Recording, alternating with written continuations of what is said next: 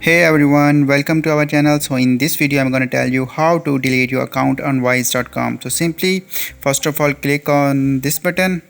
Under this you will find the setting option. Click on setting. So when you open the setting tab, you can see multiple options are here, but what we need to do, just find the close your account option. So click on close your account option. Just click here. Now after this click on continue.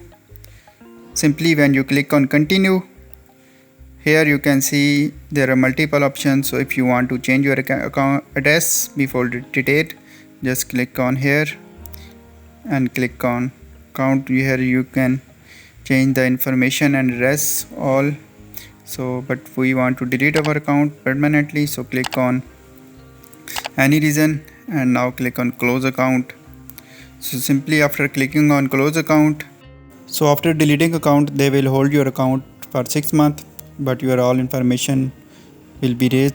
So in this way you can simply close your account on Wise.com.